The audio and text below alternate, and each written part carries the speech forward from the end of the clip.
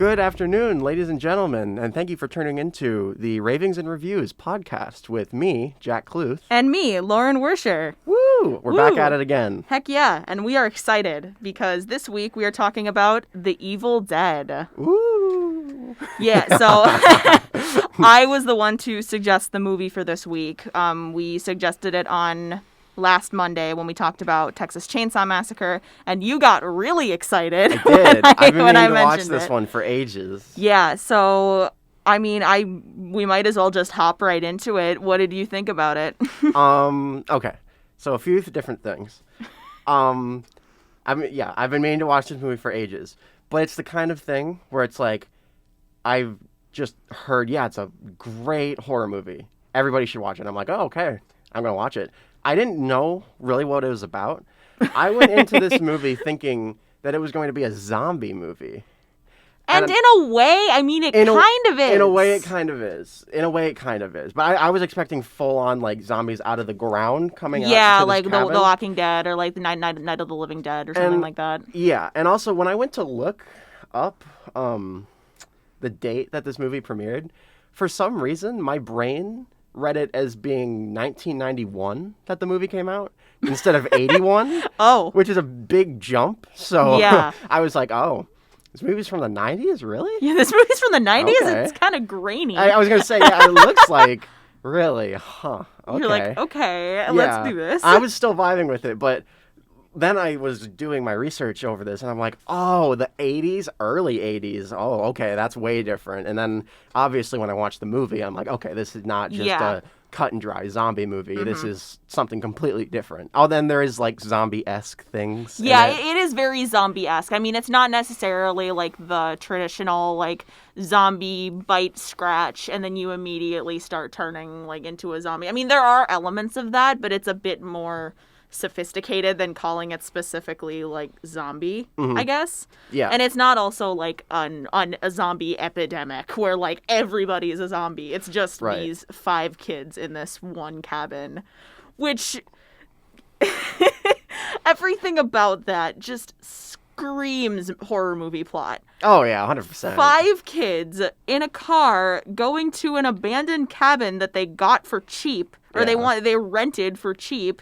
And then they go in there and it's all like rickety and bad and like moldy, and they're just like, this is fine.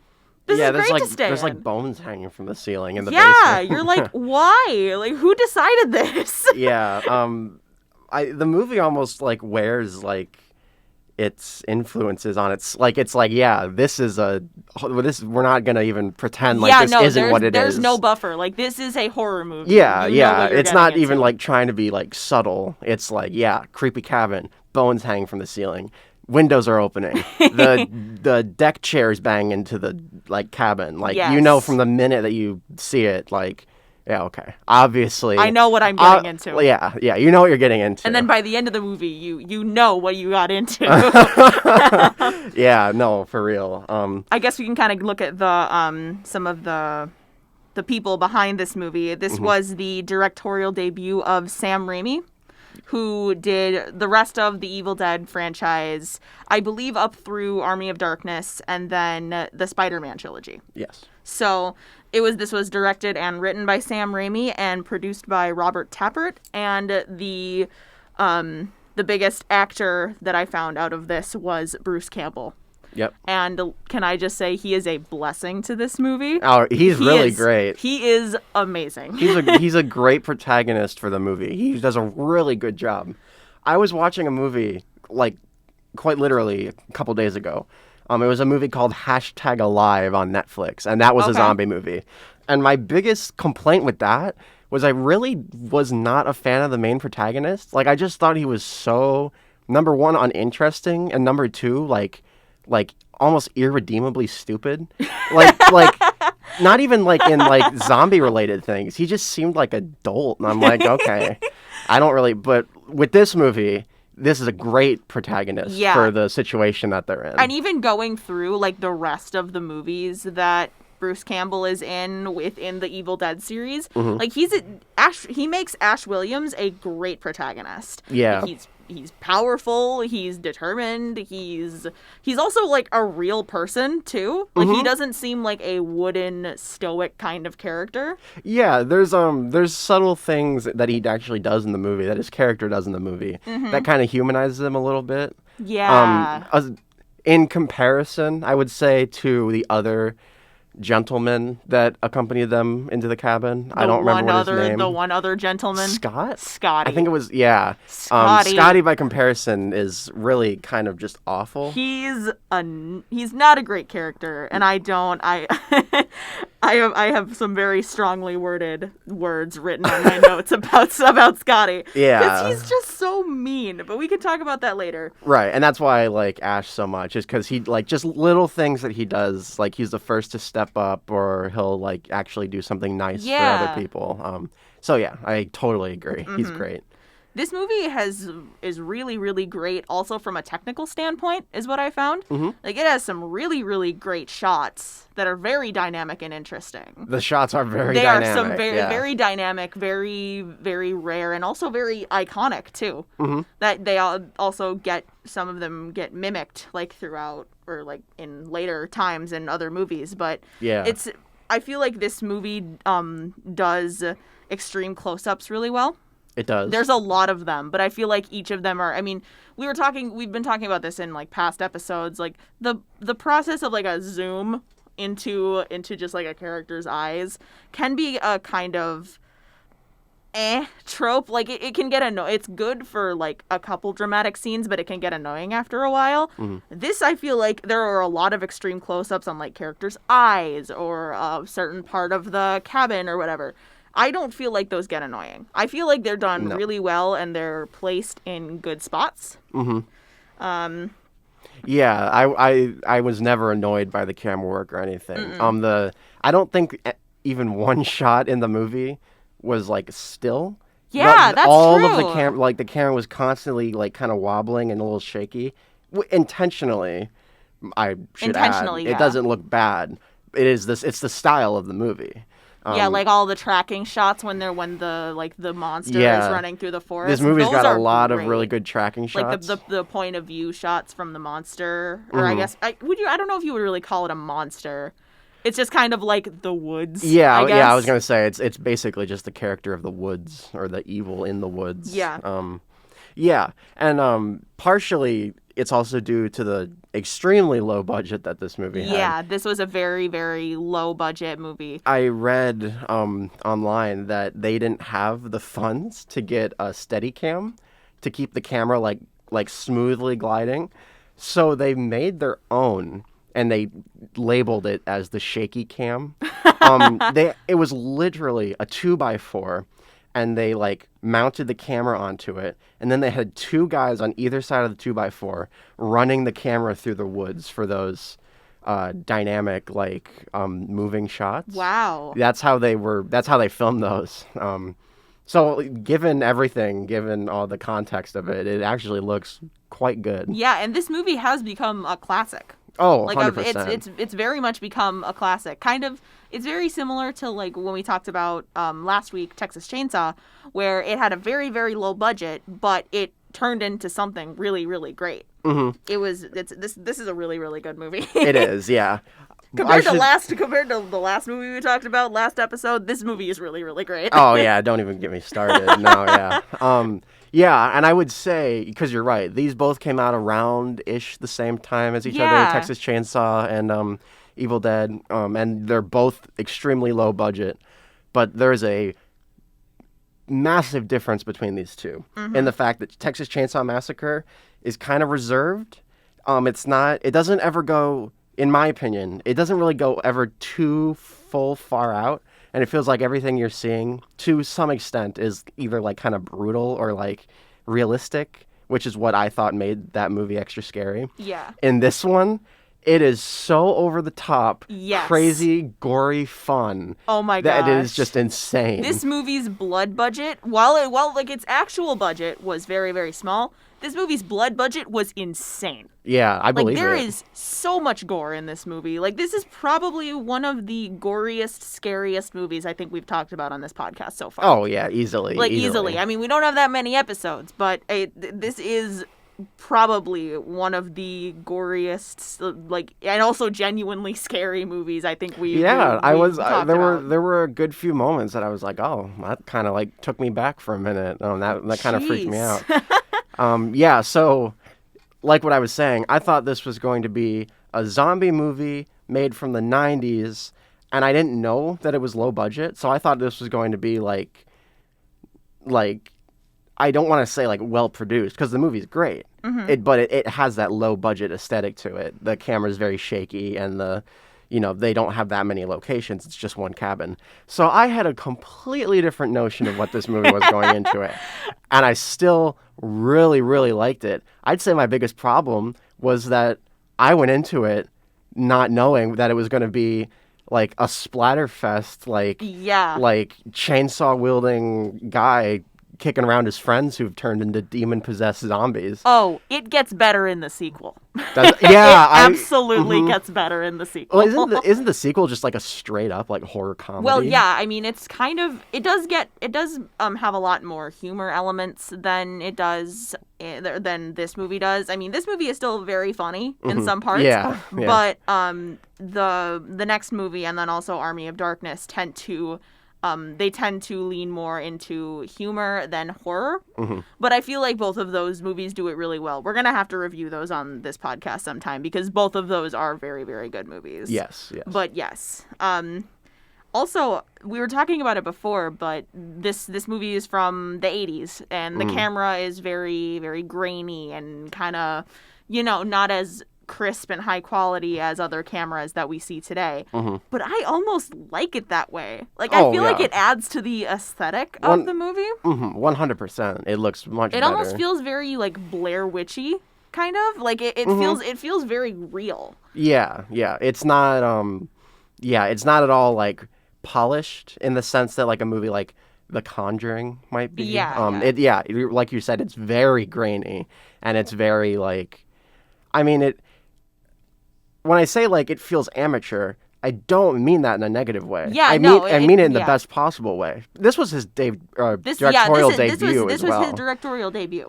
So you can see, like, this is a first-time filmmaker making an awesome movie with zero money, and I loved it for that. It was great. This movie is also very well lit. Like, most of the lighting is natural, too. Like, it's either the light is coming from outside or it's inside the house. Yeah. But everything that it does, like, the dynamic lighting that it does, especially, it was most prevalent when they're first going into the house. And you can see, like, the doors opening and everything's dark inside, except for where the light is coming in from the door. Yeah. Those shots were amazing, and I really liked how those were lit. Like, the cinematography in this movie is amazing. Yeah, they don't tend to cheat the lighting. There was never a point, I don't think, where I was like, oh, this is like, where the heck is that light source coming from? Yeah, you're like, that's what not is natural. this? Is unnatural. There's a lot of part that's like, it's just really dark. Yeah, it's really dark. Which is by design because of the way that they chose to light it. Like, when they go down into the cellar, especially, like if they're outside in the nighttime. Outside in the nighttime, especially. Yeah, I like that a lot. A lot of the times, directors or producers will think, oh, it's outside in the nighttime. Okay, that means we have full license to completely light the scene with white light because of the moon. That happens in a lot of movies I've seen. Yeah. Like night scenes are really well lit. Not this movie. Not this movie. Not no. this movie. Yeah, no. This movie is very, very, like, it's High very realistic, contrast. like high contrast with its lighting. One scene that comes to mind, I think, is like when they're going to the bridge, and the only light in the scene is Ash's headlights. Yes. That was a very dynamic use of lighting, and they didn't have any other lighting except two headlights. Yeah. Really, really cool. And also, We'll say it once, we'll say it again. The sound design is really good in this movie too. Yeah. I feel like I also like the score too. The score is really good. The score's good. I really like the score for the movie, actually. Then like the sound effects and everything else. I mean, it's very visceral. Mm-hmm. The sound effects are really good, yeah. Yes. There were a few mixing some mixing issues that every now and again popped up, but they were really minor. And the sound, like the physical design of like how certain actions and splatter effects and whatever, the way that they're gonna sound is really good. We're gonna have to talk about all of the gore of this movie whenever we come back from our break, because it is it's the meat of the movie. It is the meat of the movie. I mean, it's no pun intended. Yeah. gross. But I said visceral very, very literally. Like, there were some times where I was just listening to the movie and it literally made me nauseous how, like, the realistic the sound effects were. Mm-hmm. I'm like, ew. Gross. When I'd say, like, the inciting incident occurs, when the first character starts to turn into more of a, like, demon zombie creature. Yes. It took me aback. I was not, like, ready for it, and I was just not expecting it to happen at that moment. I thought there was going to be, like, I thought they were going to, like, wait around a little bit more, but it just, like, happens, and it took me by surprise in a really good way. I was like, oh my God. We are really okay. We're going into this. Yeah. All of this entire movie happens over the course of like 12 hours or like 24 hours. Yeah. It's like the movie starts in a car in midday, and then goes through an entire night, like an entire sleepless night, and then ends in like the morning, or ends in like the early morning. Yeah. So like this movie does not have a large time span. Or like a large, like span of time that it's open to, and it is completely reserved to this one cabin, literally. I do like movies like that, like the single kind of night. Like we have one night to do something like that.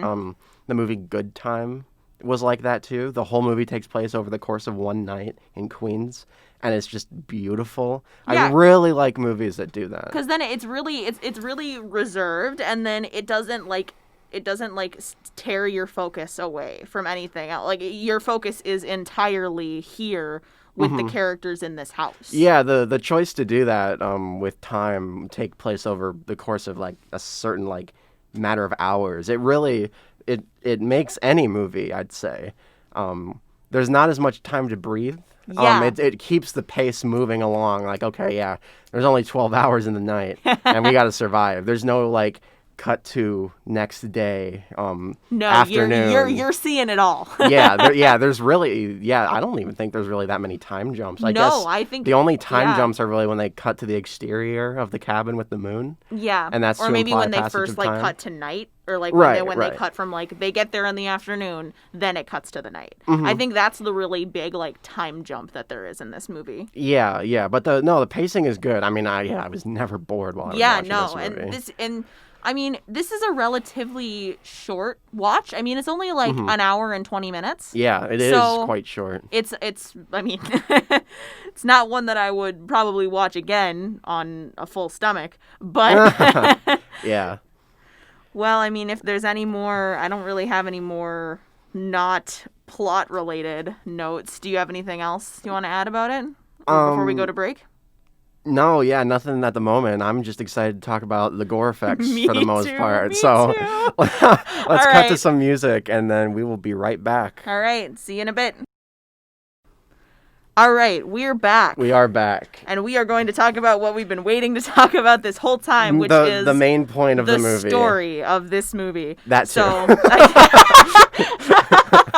Okay, so we always forget this, but here's your spoiler warning now. We are going to talk about some of the characters and basically the main plot of this movie. So if you haven't seen this movie, we do recommend you watch it. It is 100%. It is a very good watch, especially for I mean, if I would say, especially for like aspiring film students, Mm-hmm, it's like a good looking, film it student would be movie. it would be a good movie to watch if you're like looking into getting into film or anything like that, so I that would you say can see you might like want to be a little bit more of a like a not a horror, like hardcore, but a you hardcore need to horror like fan. horror. If you're Have a strong stomach for this one. yeah, don't eat anything during the movie. Don't eat, no. Um, yeah. So yeah, this movie is a good watch. So we do recommend you go watch it, but just be mindful. We are going to basically spoil the entire thing right now. So Yes. with that out of the way, what do we want to talk about first? All right. Do we want to go with the characters first, just so we can like have that out of the way? Because I have a character breakdown this time of like. Okay, yeah. So. Let's discuss some of the characters. Okay, so we talked about Ash. We talked about beginning. Ash. Ash is the protagonist. I think he is a perfect protagonist for yes, the movie. Yes. He is referred to by Ashley sometimes throughout the movie. But basically throughout the entire series, it's Ash Williams.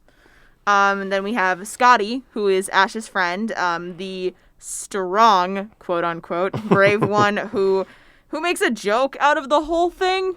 Yeah. And then as soon as things get bad, he all of a sudden thinks of no one but himself and is like, I'm leaving. Yeah. So I don't like Scotty that much. He's not my favorite character. No, I felt no sympathy for Scotty. No, I felt no sympathy for Scotty. I wanted to, but no, it just wasn't possible. I will say I felt so bad for every one of the girls in the movie. Yeah, the girls did nothing wrong. No, they didn't. And I mean, Scotty still does die. Like, it's not like he survives. But it is interesting to note that all three of the girls are possessed first before either of the guys. Yeah. Ash, I mean, again, spoiler warning, Ash never gets like possessed by the monsters. No, Ash is the final guy of the film, like the protagonist. Like he makes it out, quote unquote. But yeah. So then there's Linda, who is Ash's girlfriend.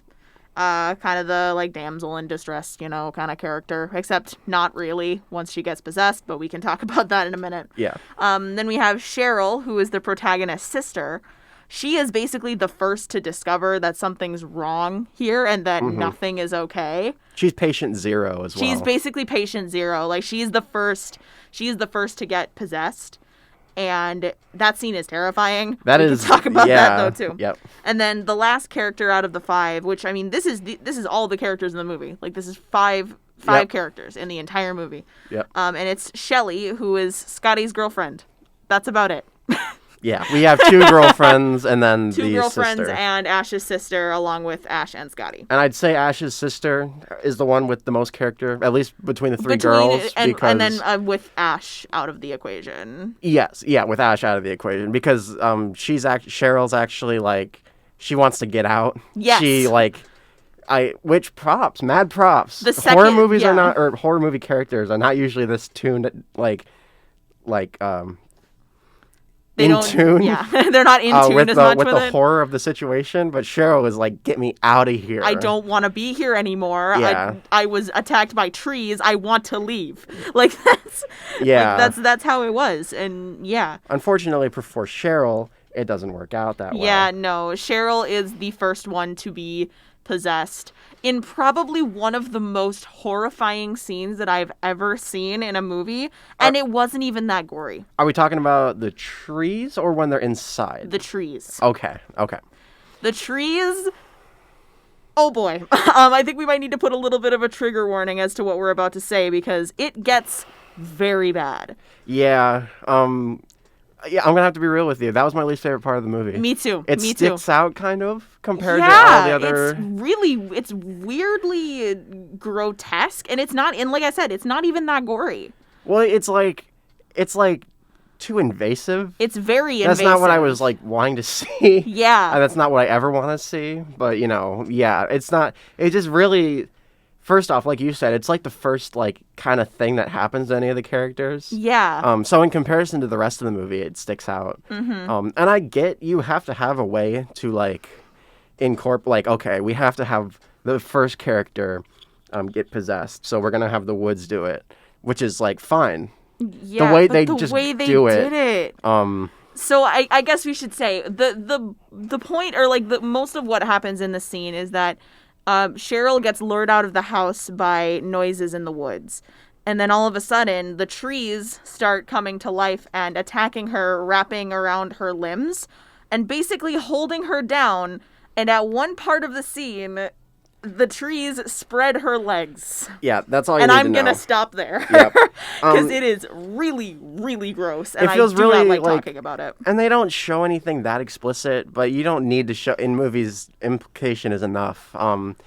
And it just feels really unnecessary. It's really unnecessary. And I also, if I remember right, this is a factoid that I learned when I was watching like reviews of this movie. The first time I ever watched this movie in full was for the show, but I had watched like reviews of it before. Mm-hmm.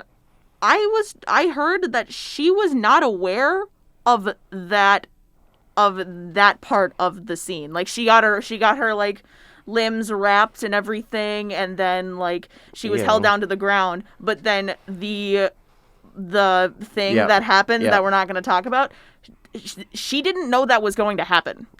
She did not. That was like added in post.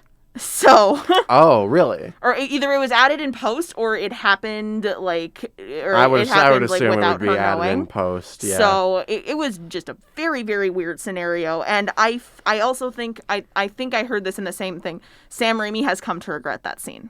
Yeah, it was the only like the whole rest of the movie, like every other piece of violence is really fun. And it's the one set piece that's Fun.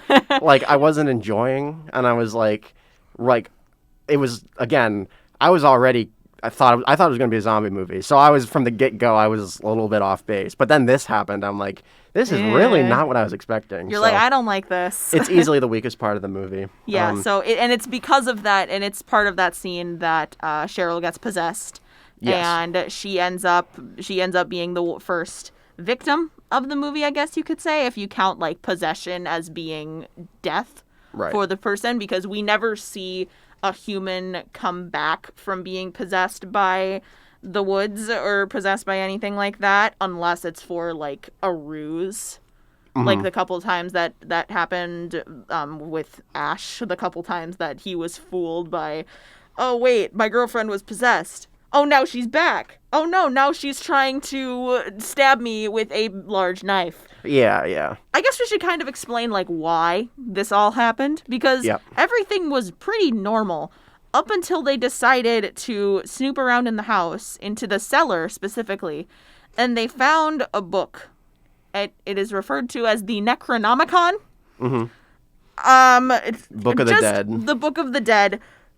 Just a pointer for like every horror movie. You do not go down into the creepy cellar that the door just flew open by itself. Yeah. Like that's like the one part of the movie that infuriated me. I was like, why would you go down to this cellar and like open this book, clearly see the person who had this book before saying, do not read these words or do not like play these words out loud. Yeah. And then do exactly that. I'm like, you don't, like, this is not okay. Yeah. I think the part that more annoyed me, like, yeah, obviously it's very tropey, like, oh, basement, oh, we gotta go down there, oh, scary thing in basement.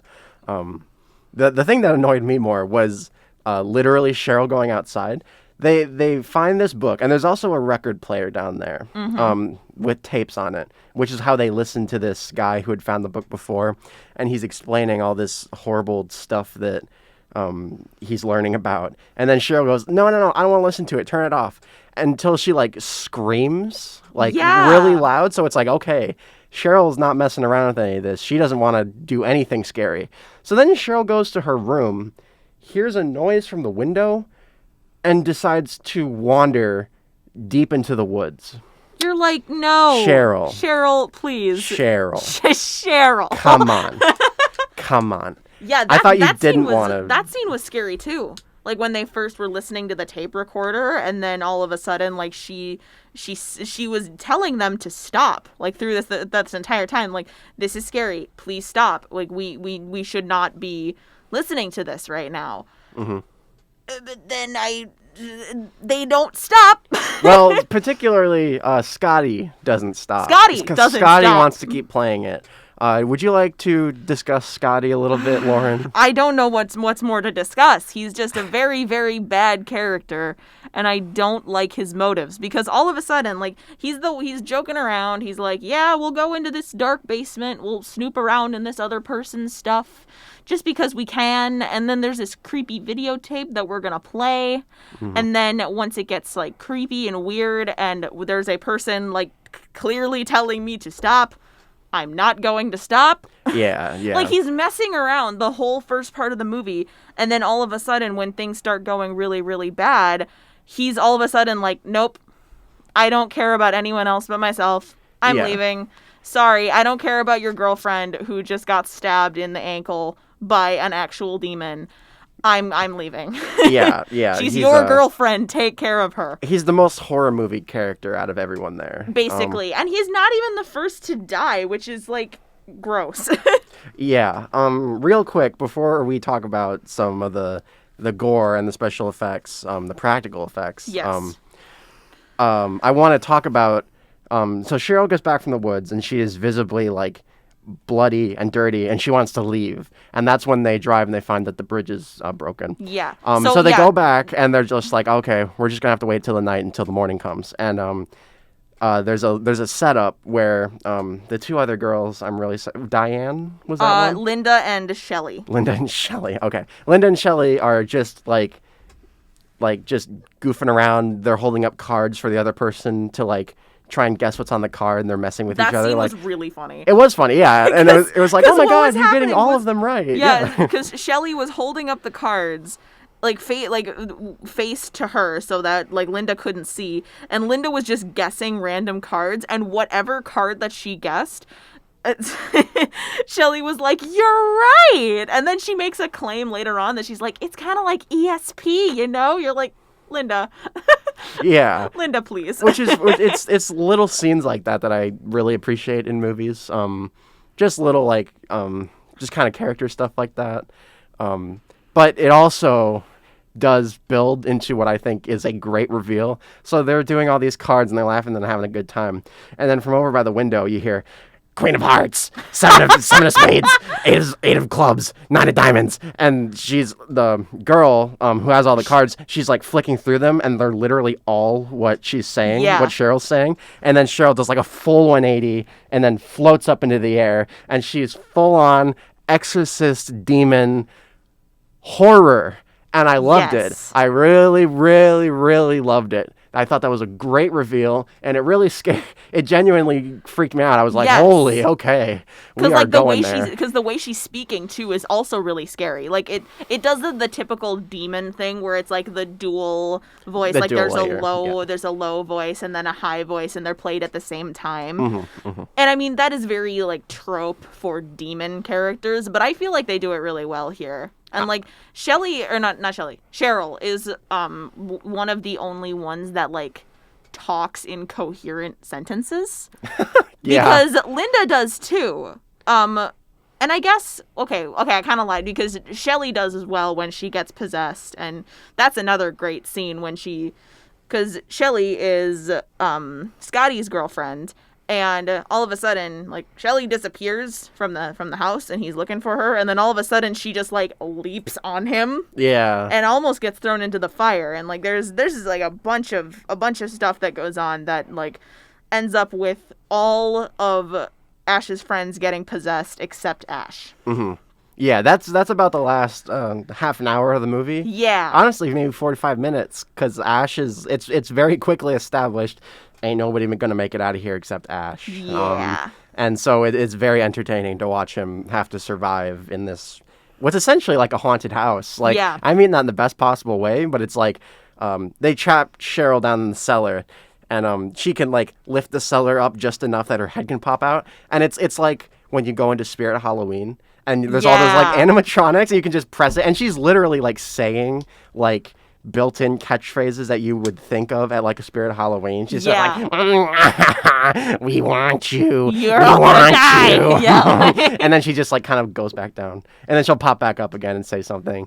And I loved it. It reminded me very much of like a Spirit Halloween store. Yeah. My favorite, I guess, Cheryl quote is when so what happens is Scotty decides to go out on his own, as like dumb Scotty does, and he all of a sudden runs back in just completely just decimated. Like he's a goner. Like he's very bloody, very very infected by whatever demon is out there. Bones sticking out at random spots. Yeah, ugh, gross. And as he's and then Ash brings him in and sets him on the couch, and he's like, "You're not gonna die. Like, you're fine." And Scotty's like, "I don't want to die. Like, I don't want to." And then Cheryl starts mocking him. Yeah. She goes like, "I don't want to die. Save me, out you Ash." Like, she just, it's so good. It's so good. And yeah, this movie is remarkably funny. For like other scenes, like when they're first down in the cellar and he pulls out the knife and is like, "This looks like your old girlfriend." Oh yeah. Like, there are some remarkably funny bits paired with incredibly scary scenes. Like, possessed Linda is terrifying. Yeah. Absolutely terrifying, because she's literally like a doll. She's got that smiling ghost face the whole time. Yes, and then like just completely dead eyes, like rosy cheeks. Like, she looks like the makeup. The makeup yeah. is what sells it in this movie. Speaking of makeup, do we want to talk about the gore now? Heck yeah, let's talk about it. It's the focal point of the film. Really, if you're gonna watch it, you're watching this movie for the gore. Yes. That was the one thing I knew going in. Okay, I thought I was watching a completely different movie going in. The one thing I knew was that it was going to be a gore fest. And oh baby, did it deliver. Yes, it absolutely did. It was nuts. Like, it's after, I think it's after Shelly gets killed, or it's after like Shelly gets possessed, that the full force of the gore of this movie comes out. Like, there is like that the scene of because it's Scotty who ultimately dismembers Shelly, because that's how you kill the people infected by the demon, is that you dismember them. Like, you take off their arms and, you know, yada yada yada. And I just will never get the scene out of my head of like just Shelly just dismembered on the floor and still like twitching. Yeah, it's funny. And it's I'm like like, a bunch ugh! of like all of a bunch of like animatronic arms and legs, and each one of them like has its own little spaz out motion, and her head is like sitting on the floor still like laughing. It's really funny. Yeah.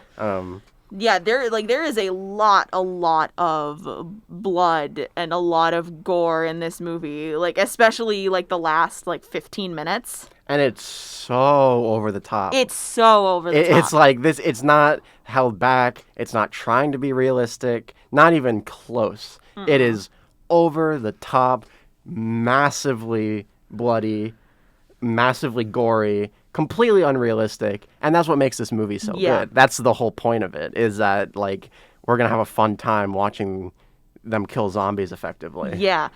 I think my favorite like gore, I guess, part is so Ash eventually is able to extinguish the demons by throwing the Book of the Dead into a fireplace. Oh, yeah.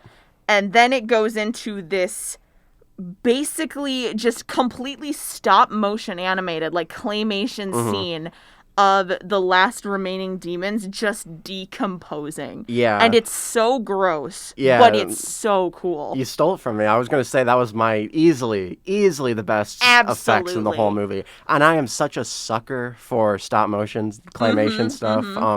Because you're watching it and it's like, oh yeah, it's claymation. But it's really freaking good claymation. It's really good. It's really good. It's goofy. It fits the whole other tone of the movie. And it's really like horrifying. They don't even like, it's not like a 30-second thing. It's like a 3-minute part. First, their like faces melt, and then like jelly comes out of their sleeves. And then their stomachs burst open, and giant demonic hands start reaching out, grabbing at air while they're still standing and laying on the ground. And then they fall over, and then their like skulls disintegrate. I'm sorry if you are queasy. I'm sorry. Suffice it to say, there's nothing left of them at the end. No. And it is a blast to watch it happen. It's very colorful. It's extremely colorful. Like It is colorful, yeah. Both literally and in like a figurative sense. It's extremely colorful. Like they use a lot of different colors in the scene, but it's also very detailed and like you can see everything. But yeah, it's a lot. Yeah, no, 100%. I think we'll go to our last break and then we will come back and do some trivia. Eat now, not while you're listening to our podcast. We'll be right back. All right, we are ready to get into some trivia. We're back. Do you want me to start? Sure. All this right. might have to be a little bit more of a quick fire round. Yeah, we're gonna be like a We're going to talk rapid to fire. the program director about potentially getting us some more time. Maybe. I mean, it's just we have to clear out so that the next person who has the studio can get in. So, Yeah. all right, this is a quickie. What was the fake blood made out of? Honey and cornstarch. Well, okay, partly right. The blood is a combination of corn syrup, non-dairy creamer, and red food coloring. Okay. At one point, Bruce Campbell's shirt that he wears in the film was so saturated in fake blood that after drying it by the fire, the shirt became solidified and broke when he tried to put it on. I believe that, honestly. Fake blood is something else Yeah. to clean up. Yeah. Yeah, I guess I shouldn't have said honey. Yeah, it's a little bit more viscous, Viscous, yeah. less viscous. I don't know. There's a scene where he pulls a rib out of Scotty, who's been turned into a zombie, and then blood goes like. Ugh, it's like hate a that scene. blood fire hydrant. Okay. Keep going. Okay. What movie poster is hanging on the wall in the cellar of the cabin? Oh, it's The Hills Have Eyes. Yes, good job. It's The Hills Have Eyes. And funny enough, The Hills Have Eyes was directed by Wes Craven. So when Wes Craven made the movie Nightmare on Elm Street some years later, he returned the favor by having Evil Dead on in the background while the main character of Nightmare on Elm Street is trying to fall asleep. No way. Yeah, That's so they really had, like, cool. Complimentary Or I Easter guess trying to eggs. not fall asleep is what. Yeah, trying to not fall asleep. That's what All I right. meant. Okay, so how did Bruce Campbell get this role?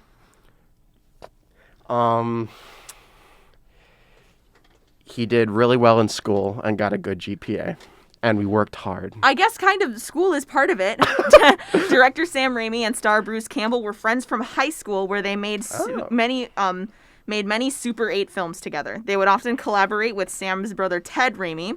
Campbell became the actor of the group as he was the one that the girls wanted to look at, which I can completely agree. yeah. Sam Raimi is a bit of a potato-looking guy. Oh, no, I meant like I was meaning that Bruce Campbell's handsome. I mean, that too, but okay.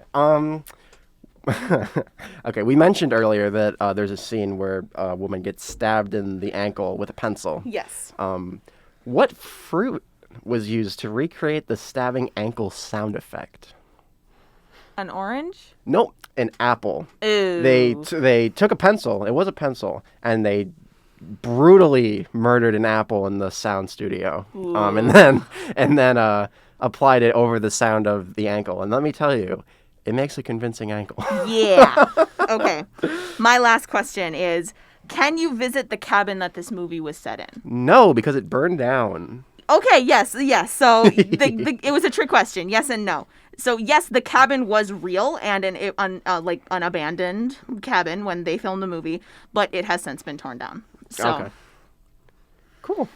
Do you got any more questions, or are we good? I think we're good. Let's wrap up our thoughts. All right. I'm gonna have to give this movie a solid 9 out of 10. Ooh, Because nice. while it is amazing, like in every aspect of cinematography, I just also thought like the characters were lacking a small bit. Mm-hmm. But other than that, I give this movie a 9 out of 10. Nice. Yeah, once I figured out, again, I told Lauren this during the break. I think my biggest problem was that I had a different notion about what this movie was going in. So once I figured out, okay, this is like a gore splatter, dark comedy fest, then, and I wasn't even like not interested before that. Like I was having a good time the whole movie. But because my expectations were a little bit different, I think it just threw me off just a hair. But I really loved it. The gore was great. Bruce Campbell does a great job. It's a great directorial debut. Fantastic. I'm giving this one a 7 out of 10 for now. Okay. It is very subject to change on my next rewatch. All And I right. could only say for the better, so. Nice. So Jack, you told me you have a film for next week. I do. So, I thought that this was going to be a zombie movie. And while it's debatable about whether it is, there is a tried and true zombie movie that exists that I don't know. I certainly haven't watched it, and I've been meaning to watch it for a while. I don't know if you've watched it, Lauren. It's called 28 Days Later. Oh, I've heard of it. I have not watched it. Yes, it's a movie directed by Danny Boyle, who's made a lot of movies. He made the movie Yesterday, that one where the Beatles don't exist anymore. So. Yeah, that was a weird one. I never saw that one, but just the concept of that is kind of weird. Nah. But all right, so I guess tune in for that coming next Monday. Have a good night. YouTube, Twitter, Instagram. We have social media now. YouTube, we're going to start posting things very soon. So keep an eye out for that. All right. Have a good night, everybody. We got to clear out. Yep. Night, everyone.